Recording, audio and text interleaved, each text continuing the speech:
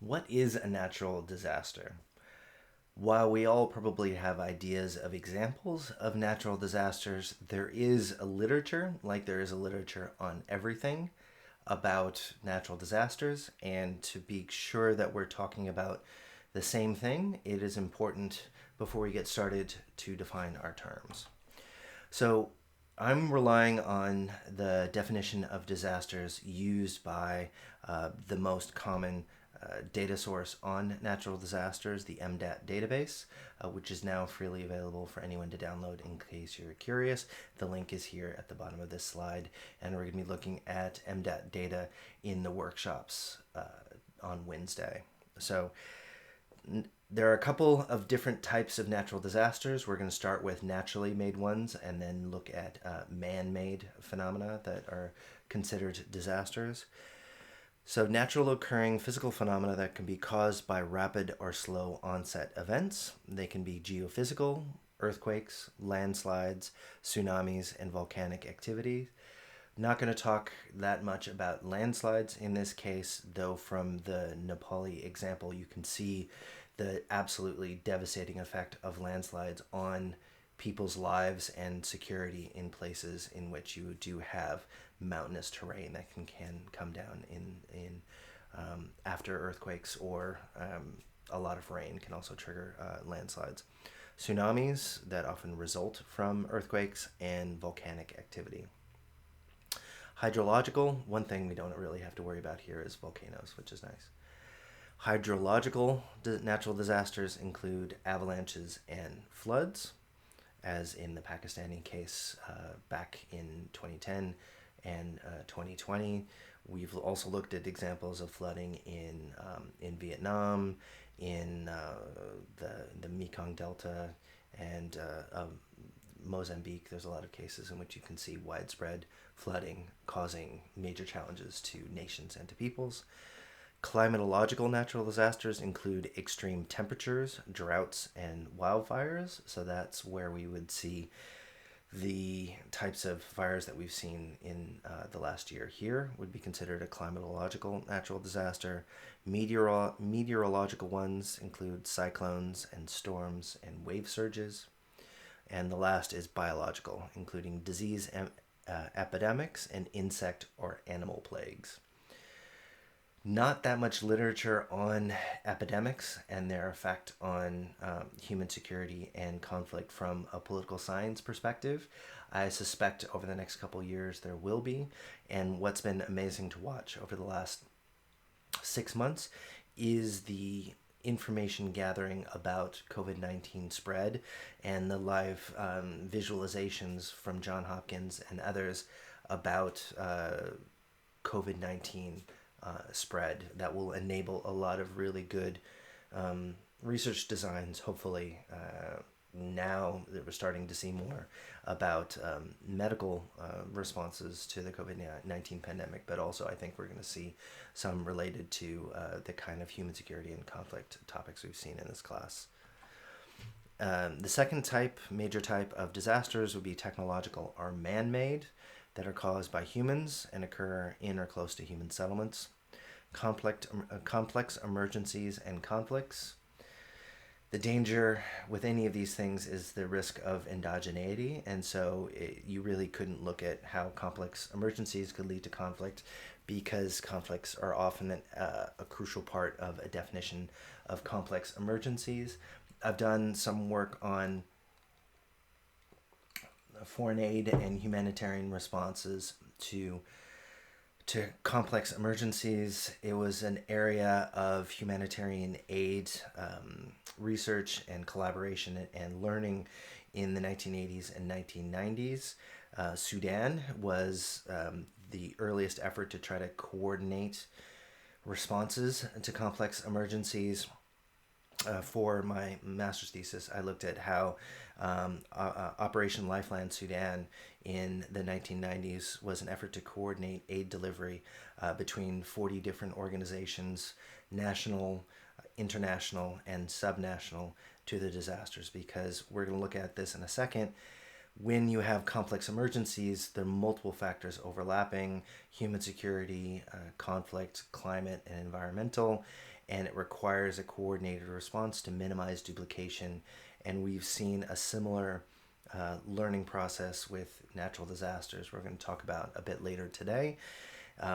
But it involves a different set of actors. Often more military actors are involved in providing responses to natural disasters because of the unique capabilities they have to move people and goods in response to a lot of the kind of fast moving natural disasters that we're going to see today. Famine, often part of complex emergencies. As Amartya Sen said, that in this day and age, famine is avoidable, and it's not something that happens in democracies. It's a political failure as much as a natural resource failure. Displaced populations could lead to disaster. Industrial accidents. Y'all are probably too young to remember Chernobyl with the chemical disaster in India. Chernobyl was the nuclear disaster during the Cold War. Bhopal was the disaster in India with the chemical factory. But there's been a lot of industrial accidents. I don't know if there's been that much data on it, but the U.S. has put aside billions for Superfund sites to help clean up industrial waste and the production that humans created that we didn't really understand the impact of it until later on. But industrial accidents can lead to grievances and opposition to the governments in a number of examples that I can think of. Transportation accidents would be considered man-made disasters as well.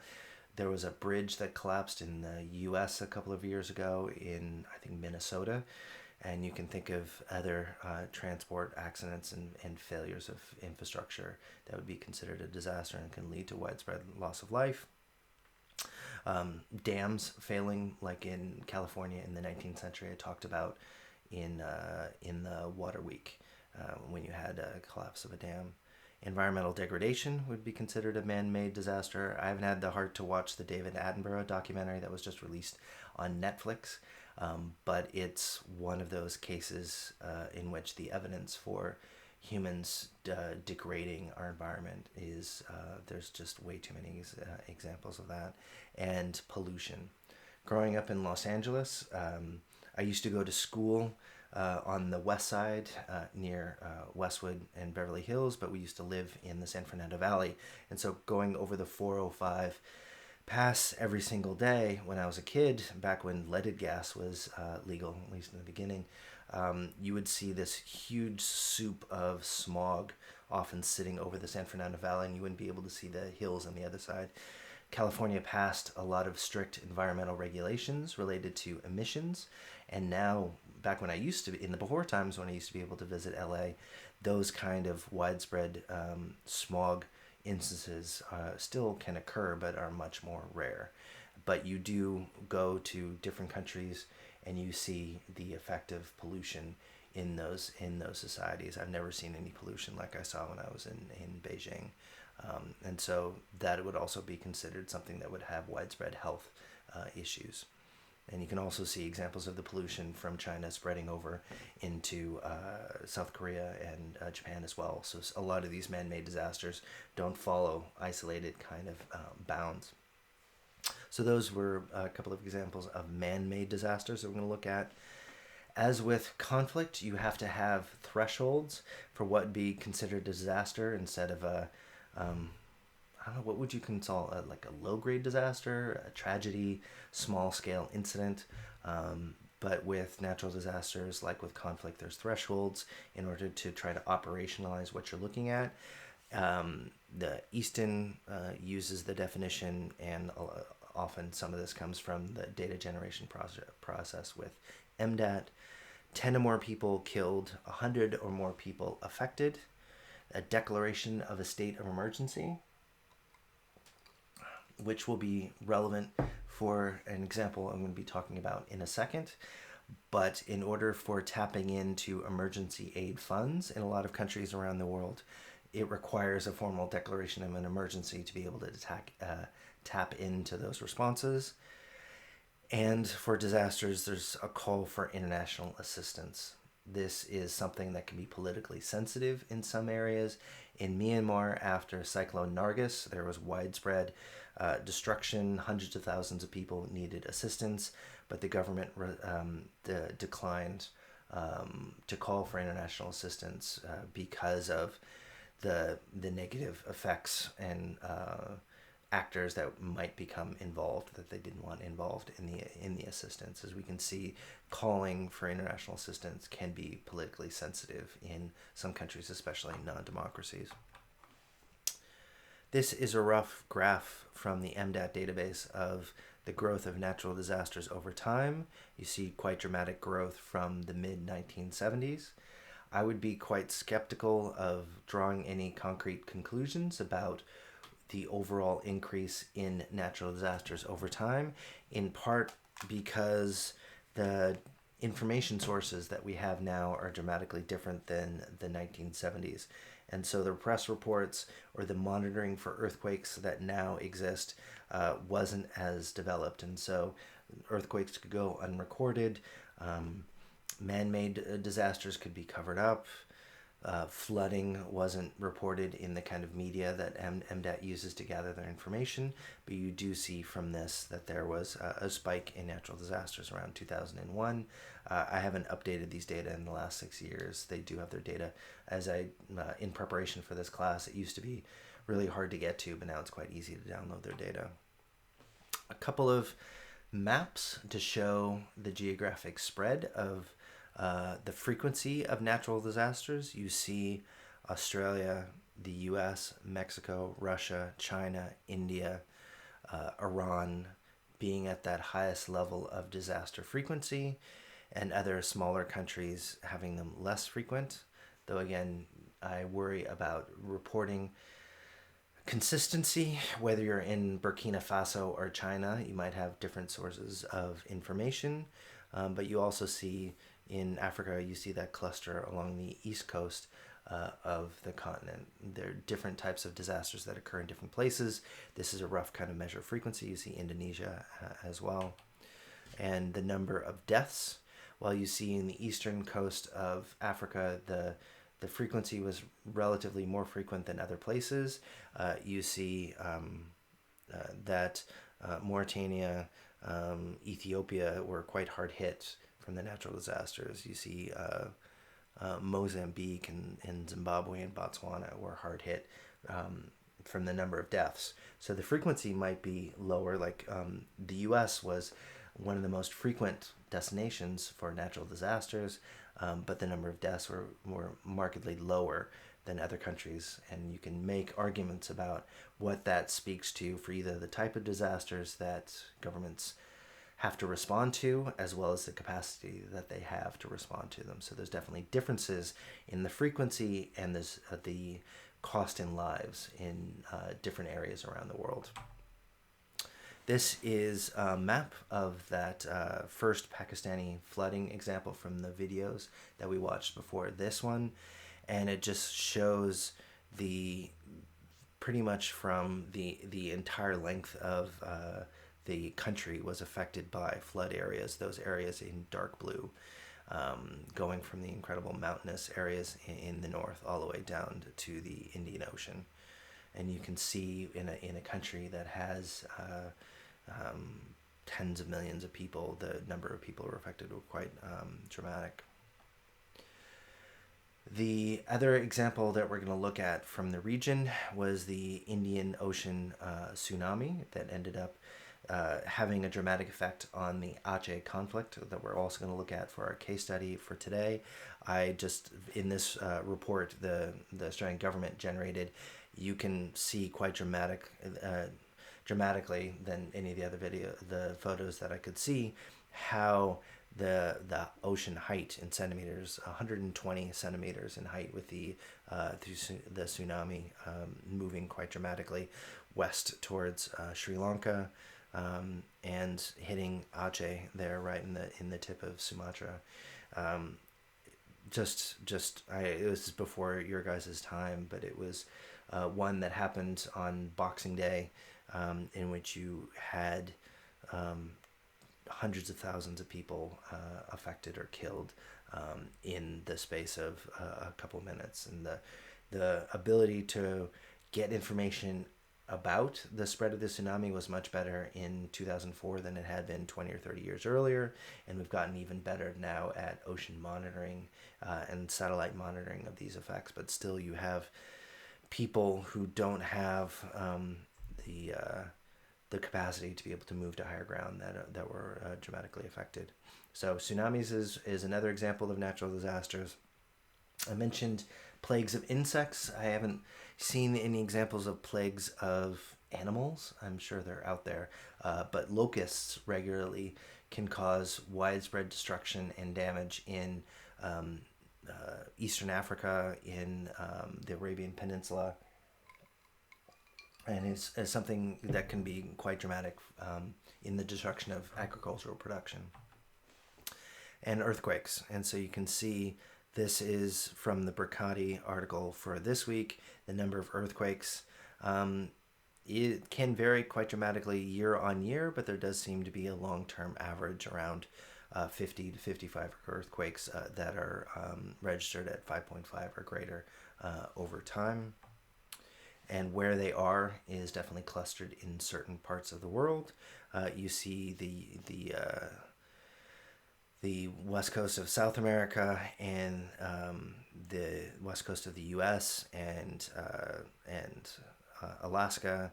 You can see where the continental plates meet each other, as well as around Asia, Nepal, Japan, and you do see a couple in the inside of Australia, which is interesting. There must be a couple of small fault lines there as well.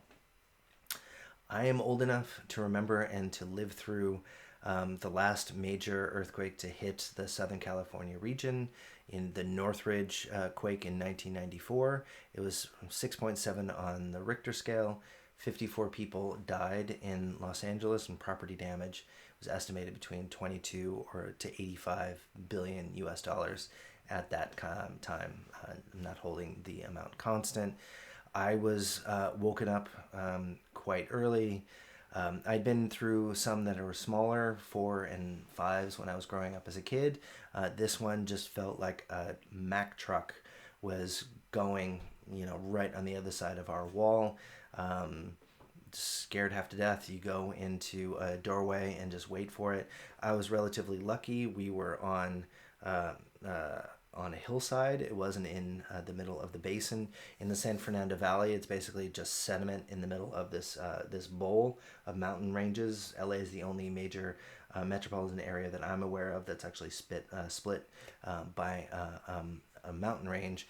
But my grandparents' house, their wall was cracked in Van Nuys, and we had other people that we knew in more towards Northridge, Calabasas, that part of LA, that were also quite dramatically affected. It is something that you can kind of get ready for mentally, but you're never quite sure if it's going to be the big one. People have been calling for the big earthquake to hit Los Angeles for 100 years, right? Since the major San Francisco earthquake in, I forget, it was 1907 or 1911 that destroyed a lot of San Francisco and led to the fires there. But it's not something that I would want you to go through. And Canberra, touch wood, we won't have to worry about that here.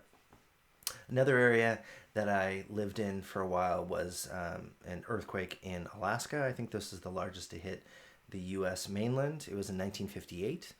It was a 7.8 on the Richter scale earthquake that caused a 50-meter tsunami. I took a year off college and worked on a boat in Southeast Alaska. It was a great eye-opener for me, and it made me want to go back to college and do well after I saw the reality of working nonstop. But it was absolutely gorgeous part of the world. Side note, President Trump has just indicated that he wants to allow logging in the Songus National Forest, the largest temperate rainforest in the world that's in this region, and it would decimate the old growth forest that exists in this area. But this earthquake in Southeast Alaska caused a 15-meter tsunami. You can kind of see the impact in this black and white photo of the wave that ended up hitting the mountains around Southeast Alaska. This is a map of The intensity of the earthquake, as you can see it radiating out from Lituya Bay, pretty close to the epicenter. It hit as far afield as Anchorage, the capital of Alaska, and it went into the Yukon, all the way down to Prince Rupert Sound, almost down to Seattle. This is Lituya Bay. Southeast Alaska reminds me a lot of Norway. You have these fjords, these quite rugged and steep inlets in which you have mountains and steep drop-offs to the water. And so you see here the area in yellow was the where the wave after the tsunami washed away all vegetation and trees for up to 524 meters above sea level. So it's not just the wave that just hits and then it goes away. It can wash up the mountainside up to over 500 meters, which is just absolutely insane. And there was a huge landslide, consisting of over 30 million metric tons of ground washing down. Even 40 years later, there's still observable impacts from this earthquake. As you can see in the lighter green are the areas that don't have the same amount of tree cover as it had before.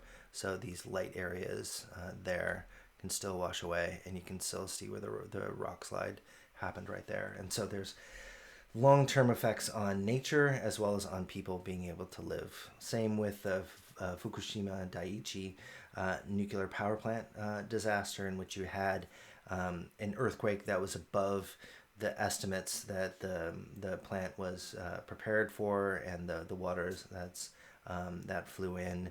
Still an area in which you have people evacuated and long-term impacts of trying to manage the radiation leaks from the destroyed factory.